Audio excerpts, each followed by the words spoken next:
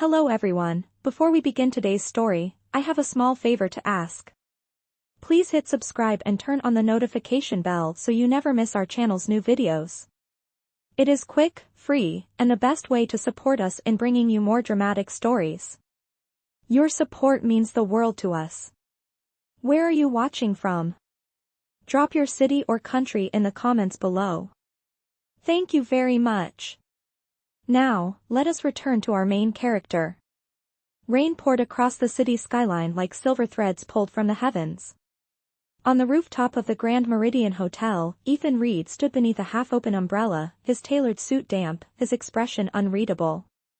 Cameras flashed from the street below, voices echoing in the storm. Another scandal, another headline about the cold-hearted young CEO who could not keep his promises. But tonight, he was done caring about what the world thought. Across from him stood a woman he barely knew, her coat too thin for the wind, her eyes red from crying. She had come to return a company document she had found by chance, but fate had other plans. Ethan looked at her, rain dripping from his hair, and said quietly, almost to himself, "Marry me." The words fell between them, absurd, reckless, impossible. The woman blinked, startled. "What did you just say?" Ethan's jaw tightened. "Just for a month. You will help me end this media circus, and I will pay you enough to never worry again." She stared at him, unable to breathe. She was Ivy Grace, a temporary assistant in the company's PR department, drowning in hospital bills for her father who lay in a coma. She had only wanted to return a folder and go back to the night shift at the diner. Instead, the most powerful man in the building was asking her to become his wife. Lightning flashed, and for a heartbeat she saw something fragile in his eyes, not arrogance, but exhaustion, maybe even loneliness. "Why me?" she whispered. Ethan hesitated, then said, "Because you are the only one who does not want anything from me." Silence pressed between them, heavy and unreal. The city roared below, a sea of light and judgment, but here on the rooftop, time seemed to stop. Ivy's breath trembled. She should walk away. She should say no. But then she thought of her father's pale hands, the unpaid bills, and the notice taped to her apartment door. Slowly, she nodded. 1 month, she said. Ethan's shoulders dropped as if he had been holding his breath for years. He reached into his pocket, pulled out his late mother's silver ring, and placed it in her palm. It was simple, worn, and far too loose for her finger, but in that moment it felt heavier than gold. "We will sign the papers tomorrow," he said. "And no one ever needs to know who you really are." Ivy looked down at the ring glinting in her shaking hand, then up at the man who had just changed the course of her life. Behind them, thunder rolled across the city, sealing the promise neither of them truly understood. The rain kept falling, washing away everything except the echo of her whisper, "What have I just done?" The next morning, the rain had stopped, leaving the city glazed with light. In the glass reflection of Carter Tower, the world looked almost clean again, but Ivy Grace's heart was anything but calm. She stood in front of the revolving doors holding her coat tight, repeating the same words in her head. 1 month, just 1 month. Inside, Ethan Reed's office sat at the very top floor, cold and immaculate, a kingdom made of glass and silence. When she entered, Ethan was already there, standing by the window with a cup of black coffee untouched beside him. He did not turn around when he spoke. "Claire from legal has drawn up the agreement. You will sign before noon." Ivy's throat felt dry. "Does it say what happens after?" Ethan turned then, his eyes sharp, exhausted but composed. "After 30 days, we dissolve it. You will receive payment, your father's bills will be cleared, and we will never have to see each other again." He walked to the desk and placed a thin folder in front of her. Inside were 3 crisp pages. The contract was clean, clinical, and cold like him. Rule number 1: no emotional attachment. Rule number 2: maintain the appearance of affection in public. Rule number 3: privacy at all costs. She hesitated, fingers trembling above the paper. "And what about my name?" she asked softly. "Your name stays hidden," Ethan replied. "The press will call you my fiancé, but your personal identity remains sealed." He looked at her for the first time then, really looked. Do you understand what you are agreeing to? Ivy swallowed hard. Yes. She signed. Her hand shook slightly as the pen glided across the paper. Ethan's signature followed, bold, final, a stroke that sealed two fates into one contract. He exhaled, then said, "You start tonight. There is a dinner with the board. You will be briefed by my assistant on protocol and wardrobe." Ivy blinked. Tonight? Yes. They need to believe this marriage is real. His tone softened, barely. Can you handle that? She nodded slowly, though her chest felt tight. I can. Later that evening, under the warm lights of a designer boutique, Ivy stood before a mirror in a navy gown that fit like a secret. The stylist fussed around her, pinning fabric, whispering about posture and grace, but Ivy barely heard a word. Her reflection looked like someone else, a woman who belonged to a world of cameras and champagne. When Ethan arrived, the room stilled. He wore a dark suit, simple but cut to perfection, his presence filling the air like static. For a moment, neither of them spoke. Then he said quietly, "You look convincing." Ivy almost smiled. "Thank you, Mr. Reed." "Ethan," he corrected. "You will call me Ethan from now on." The car ride to the dinner was silent except for the sound of rain starting again against the windows. The city blurred by, neon bleeding through the glass. Ivy's hands twisted in her lap until Ethan's voice broke the quiet. "You are nervous." "Should I not be?" she replied softly. He looked at her, his tone unexpectedly gentle. "Do not forget, they need to believe you are the one who saved me from falling apart." She met his eyes, surprised by the trace of vulnerability beneath his calm mask. "Maybe I did not save you," she said quietly, "maybe you just do not know what saving looks like yet." His gaze lingered on her for a long moment before he turned back to the city lights. The rain thickened, and in the back seat of that silent car, two strangers carried a secret that neither of them yet understood would rewrite their lives. The Reed Foundation Gala shimmered like a dream built from crystal and lies. Hundreds of guests filled the ballroom, glasses clinking, chandeliers glittering above them like constellations trapped indoors. Cameras flashed as Ethan and Ivy stepped through the entrance together.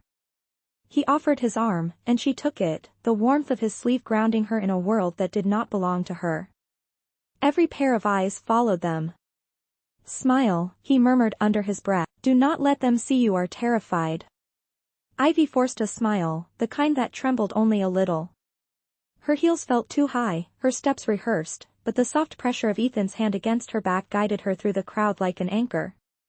The whispers began almost immediately. "She is stunning."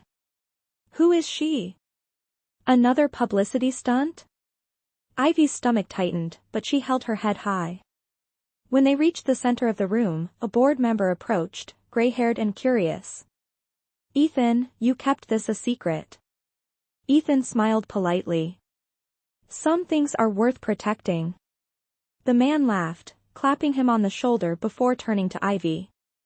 "You are a brave woman, marrying this one." Ivy answered softly, "Courage is part of love, isn't it?"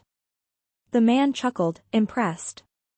Ethan glanced at her then, a flicker of surprise crossing his usually composed face. Later, as the evening rolled on, Ivy found herself standing alone near the buffet, her reflection flickering in the glass walls. For a brief second, she caught sight of herself not as the imposter she feared to be, but as someone who belonged. That illusion shattered when she overheard two women whispering behind her. "She is nobody," one sneered. "Probably hired for show." "He could have done better," said the other. Ivy's throat ached, but before she could move, Ethan appeared beside her, his tone quiet but firm. "Ladies, I do not recall asking for your opinion about my wife." The two froze, then stammered excuses before disappearing. Ivy blinked at him, startled. "You did not have to do that." Ethan's jaw clenched. "I did." He turned away, pretending to scan the room, but she saw the faint redness creeping up his neck. "They will forget," he said, almost to himself. Eventually. Maybe, Ivy whispered. But I will not. A slow song began to play, and Ethan extended his hand. Dance with me. It will silence the rest faster than words. She hesitated, then took his hand. His palm was warm, his touch surprisingly gentle. As they moved, the world blurred. For a man who thrived in control, his movements were patient, even protective. You are doing well, he murmured near her ear. Do not let them see doubt. Ivy's voice was barely a whisper. And what do they see in you? He paused, then said, someone trying to remember what it feels like to be human. The music slowed, fading into applause. Cameras flashed again, capturing the moment that looked, to everyone else, like love. When the lights dimmed and the crowd shifted, Ivy stepped aside, catching her breath. She found herself near the balcony, the cool night air brushing against her skin. Behind her, Ethan approached, silent but present. You handled them better than I expected, he said softly. That line about courage that was not in the script. Maybe I do not need one, she replied. He smiled faintly, for real this time. Maybe you do not. Below them, the city stretched endlessly, its lights flickering like a sea of secrets. Ivy glanced at him, wondering how a man so powerful could look so lonely. For a fleeting moment, she forgot it was all an act. Then someone called his name from inside the ballroom, and the spell broke. Ethan turned, his expression returning to steel. Let us finish the night, he said. Ivy nodded, slipping her hand back into his arm as they walked inside, unaware that every lie they told tonight was already becoming something dangerously close to truth.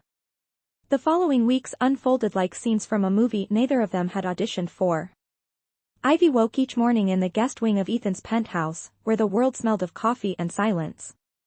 Every detail was pristine white marble floors, glass walls overlooking the Hudson, and not a single trace of real life. Their mornings began with schedules, rehearsals of affection, and media briefings. To the outside world, they were newlyweds basking in quiet happiness. To themselves, they were two strangers bound by necessity. Yet between the rehearsed smiles and scripted dinners, small cracks began to show, human cracks that could not be hidden behind contracts.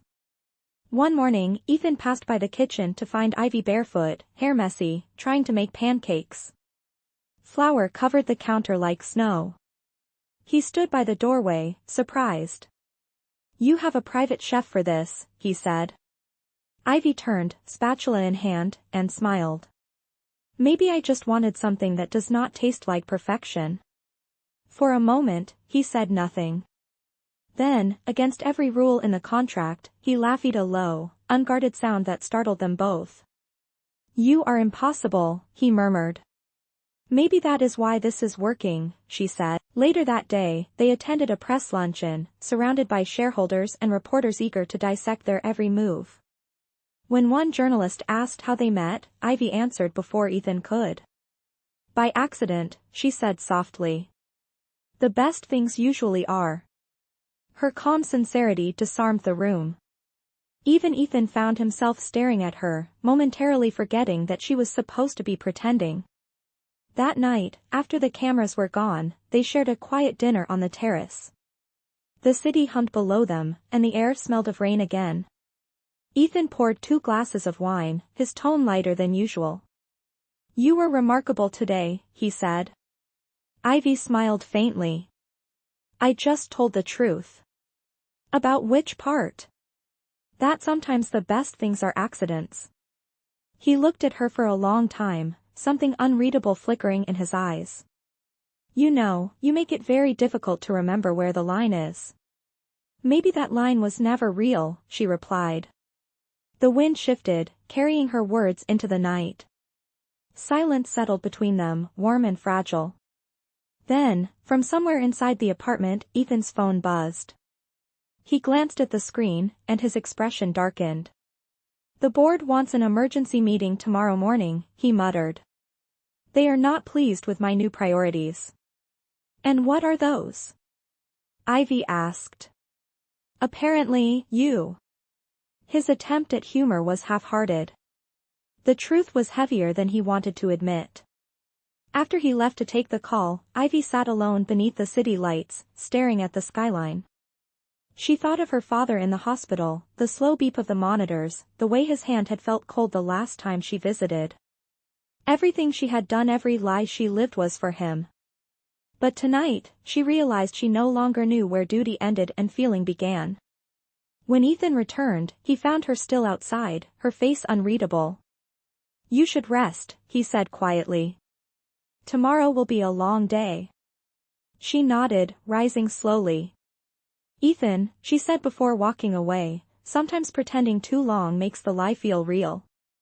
He watched her disappear down the hall, the echo of her words lingering long after the door closed.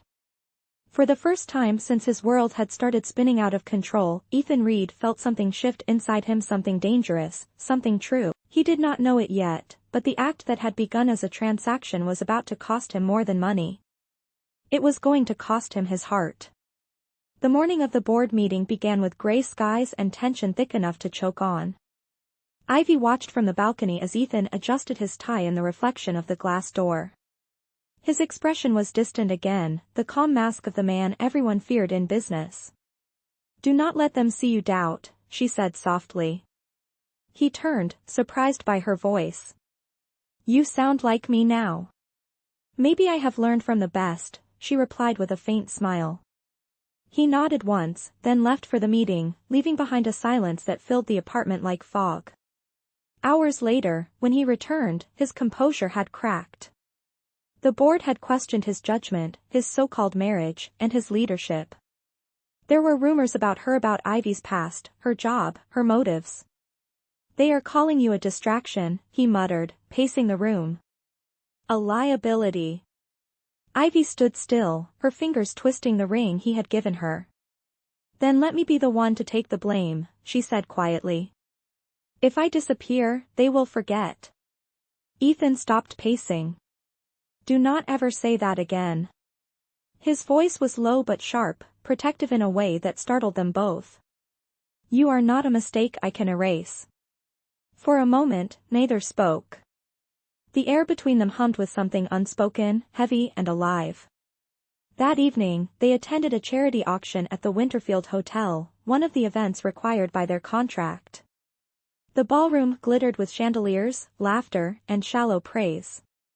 Ivy wore a silver gown that caught the light like water. Ethan stayed close to her side, his hand occasionally brushing hers as they greeted guests. Cameras clicked. Smiles were exchanged. Everything looked perfect. Until it wasn't. Near the end of the night, an unexpected guest arrived, a journalist from a rival network who had been chasing Ethan's story for months. He approached with a smile that did not reach his eyes. "Mr. Reed, Mrs. Reed," he said, emphasizing the title with mocking politeness. "A pleasure. Mind if I ask a few questions?" Ethan's jaw tightened. "This is not the time." "Oh, it will only take a second," the reporter pressed, his gaze sliding toward Ivy. "Miss Grace, or should I say Ivy, from the PR department? You see, one of my colleagues recognized you from your old job." "Quite a story, isn't it? From employee to millionaire's wife overnight." The room seemed to tilt. Conversation stopped. Cameras turned. Ivy's breath caught in her throat. Ethan stepped forward, his voice firm but calm. "That is enough." "Is it?" the reporter asked. "Or is this another one of your company's publicity plays?" Security arrived, but the damage was done. The whispers spread like fire. Ivy felt the weight of every stare burning into her skin.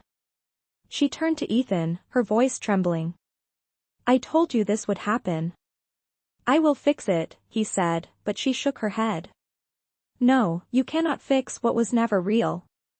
She pulled her hand from his and walked out of the ballroom before anyone could stop her. Outside, the cold air hit her like glass. She kept walking until the noise faded behind her, until her heels ached and her heart hurt worse. Back in the ballroom, Ethan faced a sea of flashing lights and questions. He gave no answers. Instead, he left through the side door, into the rain that had started falling again. He searched the street but saw only the fading glow of a taxi disappearing into traffic. He stood there, soaked, breathing hard, as if the city itself had stolen her away. Somewhere across town, Ivy pressed her forehead against the window of the cab, watching the raindrops race down the glass. She whispered to herself, 1 month, that was the deal. But her chest ached with something the contract had never mentioned. For the first time, she realized that love, when it came disguised as a lie, could still feel painfully real. That night, the city did not sleep. The headlines spread faster than the rain, and every screen in Times Square glowed with Ethan Reed's face beside Ivy's photograph. Words like fraud, fake marriage, and scandal crawled across the bottom of the news feeds. Ethan watched from his penthouse window, his reflection fractured in the glass. For years he had controlled every narrative, every detail, but this time the story had slipped from his hands. Downstairs, his phone buzzed with messages from the board and his legal team.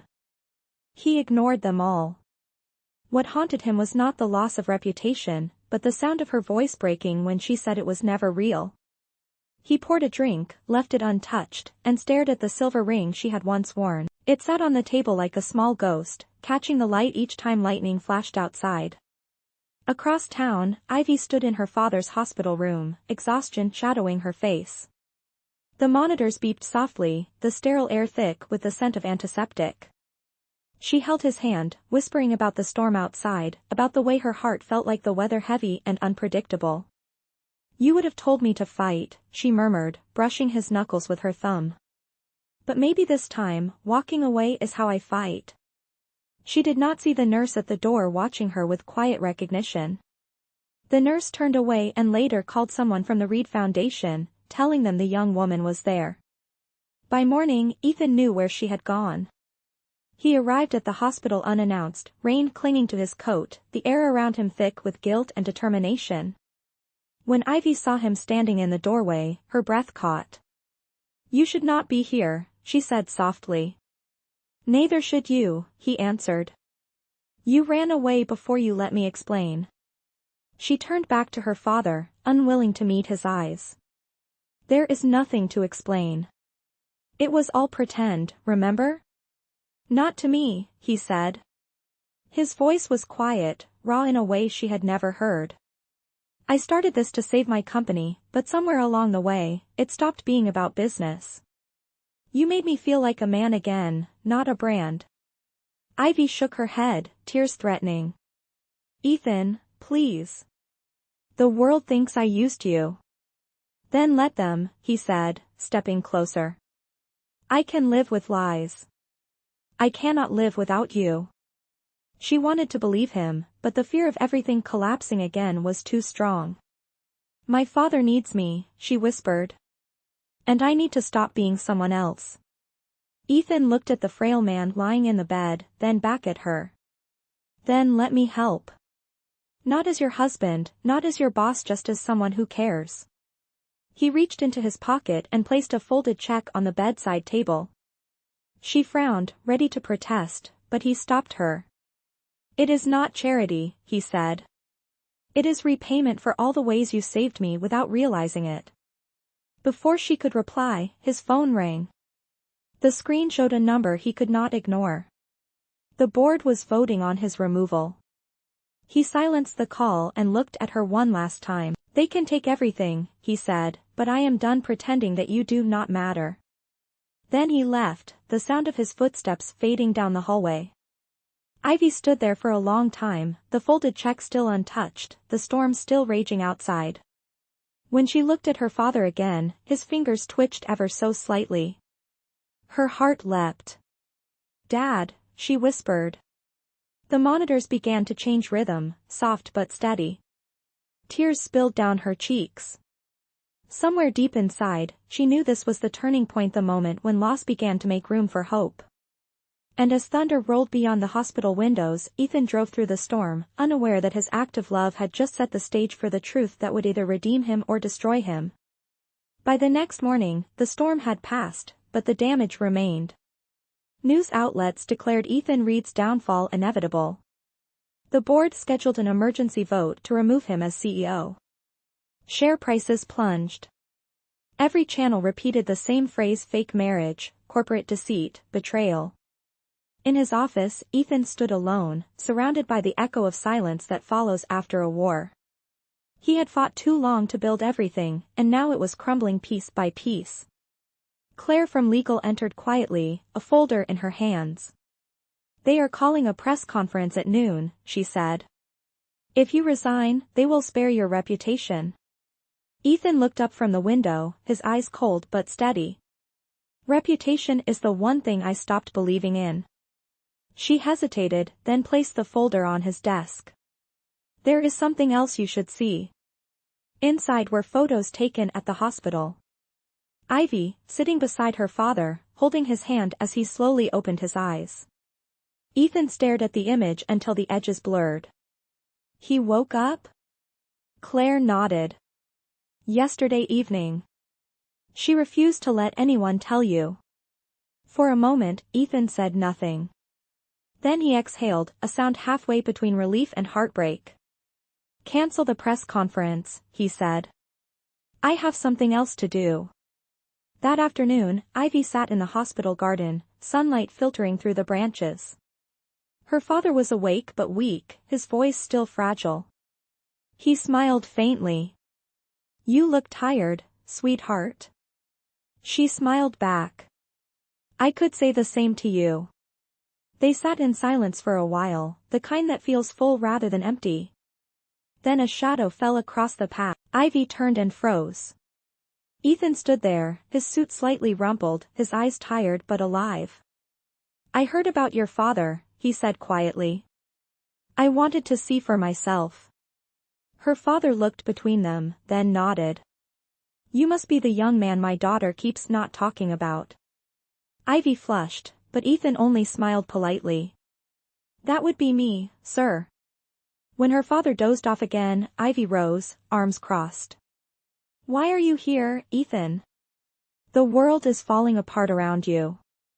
"Because you are still in it," he said simply. "And I could not let the last thing between us be silence."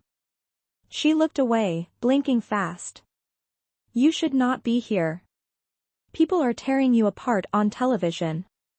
He shrugged. "Let them. I have faced worse than words." "You will lose everything," she warned. "Maybe not everything," he said, his tone gentle. "I still have the truth." He reached into his coat and pulled out a small box. Inside was the same silver ring she had left behind. "This was supposed to be fake," he said, "but I have spent every day since realizing I never wanted it to be." She stared at it, her voice trembling. "Ethan, this is not the time." "There is never a right time for something real," he replied. "There is only now." She shook her head, torn between love and fear. "I cannot promise you anything." "I am not asking you to," he said softly. "I just needed you to know what was true." He placed the ring beside her on the bench and walked away, leaving her with the sound of wind moving through the garden trees. Ivy sat there long after he was gone, staring at the ring glinting in the sunlight, realizing that the one thing she had tried hardest to fake was now the only thing she could no longer deny. Days passed, and the world moved on without mercy. Ethan Reed's name continued to dominate the headlines, but the narrative was shifting. Whispers turned into questions, questions into doubt. Some began to wonder if the woman the media had mocked was not a fraud at all, but the reason the ruthless CEO had become human again. Ivy avoided the noise. She spent her days caring for her father, finding peace in small things, reading to him, walking through the hospital garden, pretending the world outside no longer existed. But peace has a way of ending when truth knocks on the door. One morning, a young intern brought in a letter addressed to her. There was no sender, only the emblem of the Reed Foundation. Her hands trembled as she opened it. Inside was a single note written in Ethan's precise handwriting: "If you ever believed I used you, come and see what your kindness built." Below it was an address. That evening, as the sun set over the city, Ivy followed that address to a familiar building, the old community clinic that had been on the brink of closing for months. The place was alive again. Fresh paint gleamed under the streetlights, new signs read, Grace Memorial Free Health Center, and inside, volunteers moved with purpose. A nurse greeted her at the door. "Welcome, Miss Grace. Mr. Reed asked us to show you around." Ivy walked through the halls in stunned silence. Every room had been renovated, every bed replaced, every wall carrying a plaque engraved with her father's name. When she reached the lobby, she saw him, Ethan, standing near the front desk, sleeves rolled up, talking to a group of staff members. He looked different, less like the man who had ruled boardrooms, more like someone who had finally remembered what mattered. When he saw her, he excused himself and walked over. "You found it," he said quietly. "What is this?" she asked, her voice barely above a whisper. "This," he said, "is what you inspired.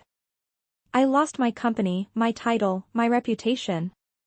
But for the first time, I am building something that feels real." Ivy's eyes welled up. "You did all this?" "We did," he corrected. "Your kindness started it. I just finished the work."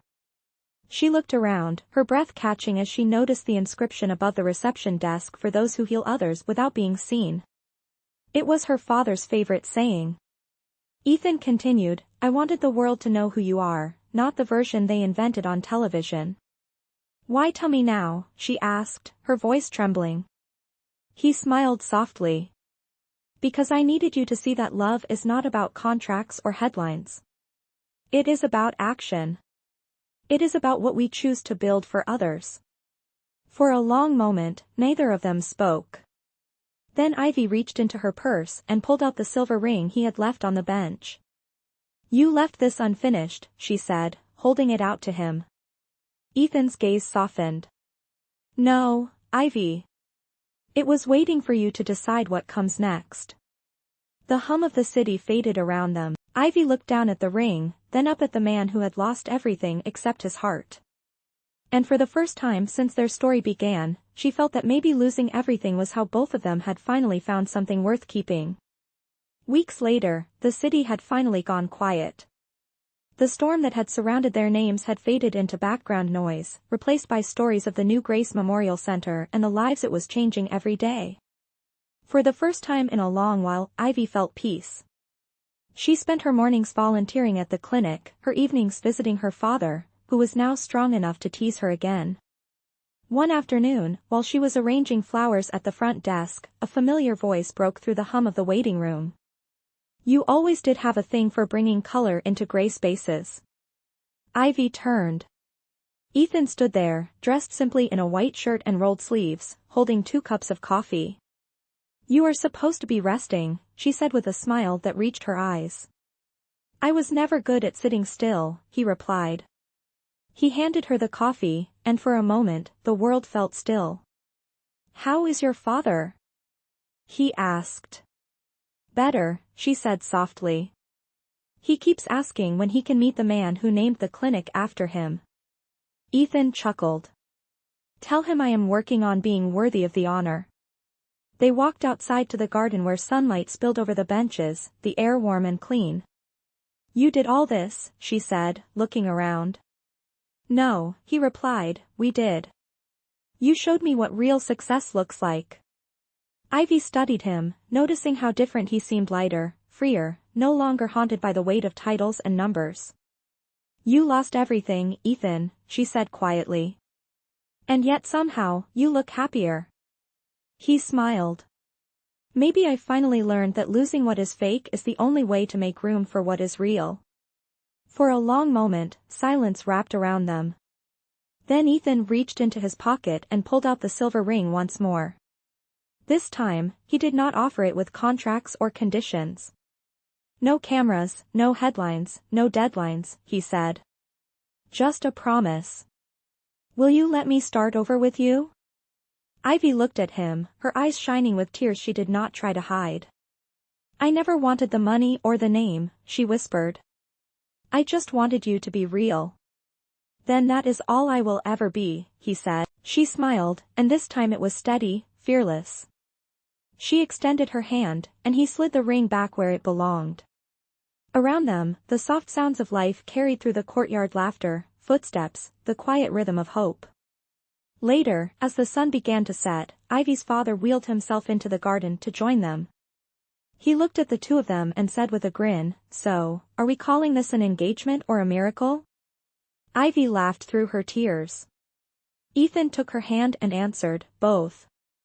In that golden light, their story came full circle, not a contract, not a performance, but a promise made between two people who had learned that love does not begin in perfection, it begins in truth. The camera of life did not need to roll anymore. The act was over. What remained was real.